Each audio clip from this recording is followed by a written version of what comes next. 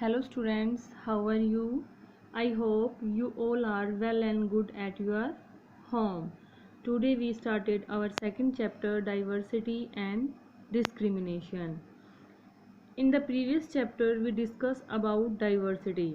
Sometimes people who are different from others and they are teased, laughed at or not included in a certain activity or group. We feel hurt, angry or helpless when friends or others treat us in such ways. You know why this happens? In this chapter we will know about this. First of all, we know about difference and prejudice. We know that India is diverse country, means world में 8 major religions हैं और ये सभी religions को मानने वाले लोग India में हैं। यहाँ 1600 से ज़्यादा मदर टंग्स लैंग्वेज है और 1000 से भी ज़्यादा डांस फॉर्म अवेलेबल है। और कहीं ना कहीं इन सब वैरायटीज़ की वजह से ही लोग यहाँ खुद को सेफ और सिक्योर फील करते हैं। जब कभी हम किसी से मिलते हैं तो वो हमें कुछ डिफरेंट लगते हैं और हम यह समझ नहीं पाते कि वो हमें से डिफरेंट क्यों हैं।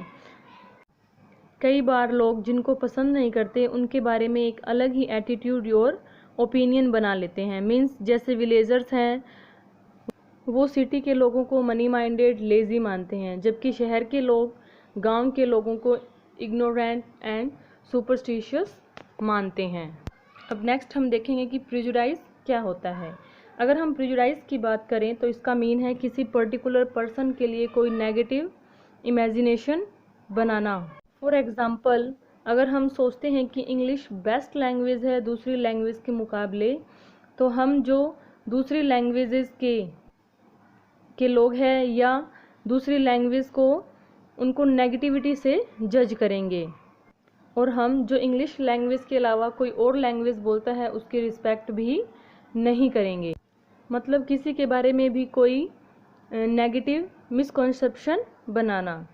ये प्रिजुडाइज किसी से भी रिलेटेड हो सकते हैं, जैसे किसी रिलीजन, स्किन कलर, किसी एरिया से रिलेटेड, किसी के क्लॉथ से रिलेटेड या वे ऑफ टॉकिंग भी हो सकता है। अब नेक्स्ट है क्रिएटिंग स्टीरियोटाइप। अब हम स्टीरियोटाइप को समझेंगे। स्टीरियोटाइप क्या है, इसके लिए हम कुछ पहले एग्जांपल्स लेते हैं। आप जेंडर डिफरेंसेस के बारे में तो जानते होंगे या आपने सुना होगा। जेंडर डिफरेंस के बारे में हम मेनली अपनी फैमिली से या अपनी सोसाइटी से ही सुनते हैं। मीन्स जैसे हम अपनी फैमिली में देखते हैं या अपने फैमिली मेम्बर्स कई बार बोलते हैं कि ये तो लड़का है, ये ब्रेव है, अगर इसको चोट भी लग गई तो ये रोएगा नहीं। और अगर लड़कियों के लिए वो सिर्फ बोलते हैं कि उन्हें सिर्फ डॉल से खेलना चाहिए और उन्हें घर पे ही रहना चाहिए और जो भी घर के काम है उसको करना चाहिए। बॉयज़ फिजिकली स्ट्रॉन्ग होते हैं, उन्हें शुरू से ही ये कहा जाता है कि लड़के रोते नहीं हैं और शायद इसी वजह से हम मेल्स को रोते हुए कभी नहीं देखते, चाहे वो बड़े हो जाएं तो भी नहीं। और इधर लड़कियों की वीकनेस ही रोना होता है। गर्ल्स का बिहेव सॉफ्ट और जेंटल होता है जबकि बॉयज़ नोटी होते हैं। तो ये सारे इमेजेस हमारी सोसाइटी के थ्रू क्रिएट की गई है। अगर हम इनसे बचना चाहें तो भी इनसे नहीं बच सकते, क्योंकि हम स्टार्टिंग से ही यही सब कुछ चीज़ें देखते आए हैं और हम यही सब चीज़ें ही फॉलो करते हैं। तो जब हम किसी को एक पर्टिकुलर इमेज में फिक्स कर देते हैं तो यही स्टीरियोटाइप है। ये स्टीरियोटाइप किसी भी पर्टिकुलर कंट्री, रिलीजन, सेक्स और इकोनॉमिक बैकग्राउंड से रिलेटेड हो सकता है। जैसे किसी को हम लेज़ी अगर मान ले, किसी को क्रिमिनल और किसी को डम, इस तरह के स्टीरियोटाइप हम क्रिएट करते हैं। स्टीरियोटाइप की वजह से हम किसी पर्टिकुलर पर्सन की स्पेशल क्वालिटीज़ एंड स्किल्स को इग्नोर करते हैं। हम उस पर्टिकुलर पर्सन को भी उसके ग्रुप की तरह ही ट्रीट करते हैं। तो नेक्स्ट है inequality and discrimination. Discrimination and inequality society में तभी आती है जब लोग किसी के लिए प्रिजुडाइज या स्टीरियोटाइप क्रिएट करते हैं। मीन्स अगर लोगों के मन में किसी पर्टिकुलर पर्सन या ग्रुप के लिए कोई नेगेटिव फीलिंग आती है तो उस पर्टिकुलर पर्सन या ग्रुप को सोसाइटी में और लोगों की तरह इक्वल राइट्स या फैसिलिटीज़ नहीं मिलेंगी, उसके साथ भेदभाव होगा और उसे डिस्क्रिमिनेट किया जाएगा। अपनी सोसाइटी में ऐसे बहुत से लोग हैं जो इसे फेस करते हैं, उनके साथ इनइक्वालिटी होती है और बुरा व्यवहार किया जाता है। नेक्स्ट है ऑन बीइंग डिस्क्रिमिनेटेड अगेंस्ट। हमारी सोसाइटी में लोग डिफरेंट तरह के वर्क में इंगेज हैं, जैसे कोई teaching, fishing, farming, carpentry etcetera. कुछ एक वर्क दूसरे वर्क से ज़्यादा वैल्यूएबल होते हैं और जो पर्सन इन वर्क को करता है उन्हें भी ज़्यादा वैल्यू दी जाती है। अपनी सोसाइटी में ऑलमोस्ट वर्क कास्ट सिस्टम पर ही डिपेंड करते हैं, क्योंकि कास्ट सिस्टम से सोसाइटी को दो पार्ट्स में डिवाइड किया गया है। एक है अपर कास्ट जो खुद को सुपीरियर मानते हैं और दूसरी है लोअर कास्ट जिसे अनटचेबल कहा जाता है, और इन्हें सोसाइटी में इक्वल राइट्स भी नहीं मिलते हैं। और ये garbage collection, remove dead animals, इस तरह के कोई छोटे मोटे काम करते हैं। इन्हें अपर कास्ट के लोगों के घर, कुएं और टेम्पल्स में जाने की भी परमिशन नहीं होती है। इन्हें सोसाइटी में बहुत ही नीचा समझा जाता है, इनके साथ गलत बिहेव किया जाता है। Doctor Bhimrao Ambedkar one of the greatest leader of India, जिन्होंने अपने साथ हुए कास्ट बेस्ड डिस्क्रिमिनेशन को शेयर किया। 1901 में जब वे 9 इयर्स के थे तो वे और उनके भाई और कजिन्स उनके फादर से मिलने के लिए गोरेगांव जा रहे थे। तो जब वे वहाँ जा रहे थे तो उन्होंने काफ़ी टाइम के लिए, मतलब स्टेशन वगैरह पे बैठे थे, उन्होंने वेट किया लेकिन उन्हें लेने के लिए कोई नहीं आया।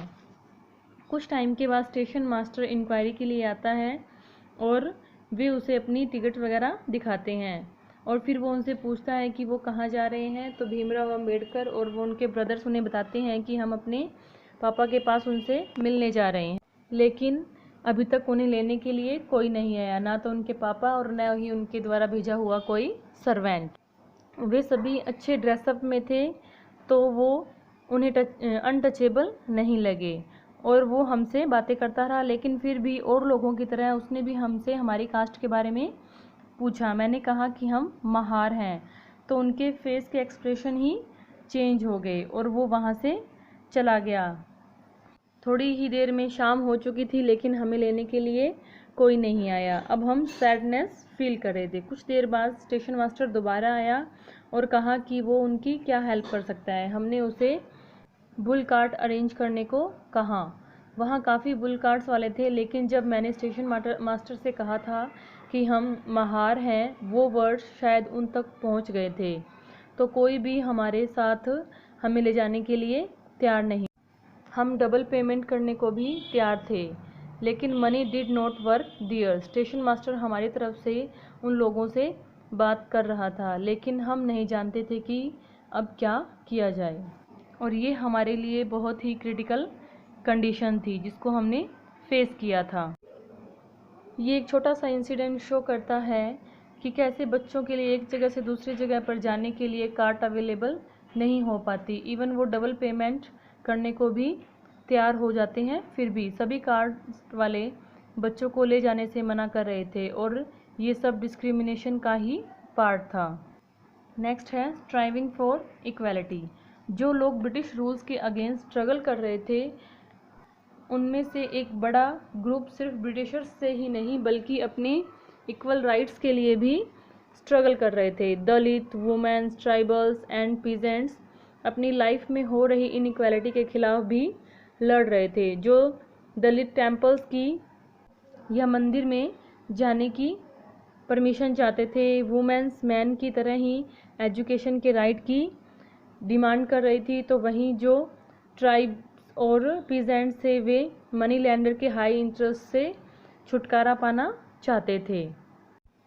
और जब इंडिया 1947 में फ्री हुआ तो अपने जो लीडर्स थे उन्होंने जो भी डिफरेंट काइंड्स की इनइक्वालिटी थी उन पर डिस्कशन किया ताकि उन्हें ख़त्म किया जा सके।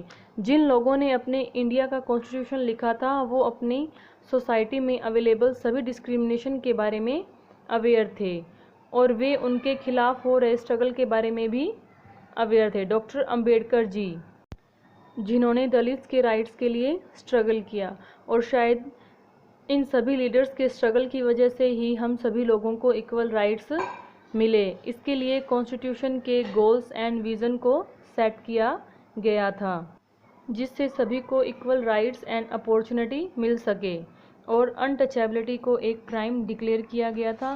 पीपल कोई भी वर्क चूज़ कर सकते हैं। गवर्नमेंट जॉब सभी लोगों के लिए थी। कई और राइट्स लोगों को प्रोवाइड करवाए गए थे।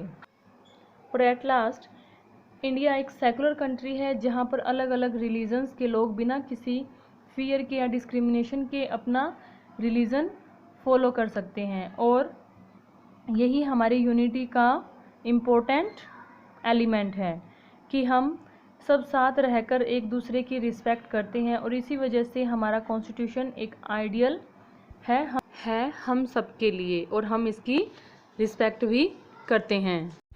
Okay student, it's main points of our chapter second, and I hope you will get all its point and you get question answers in a PDF. Okay, thank you.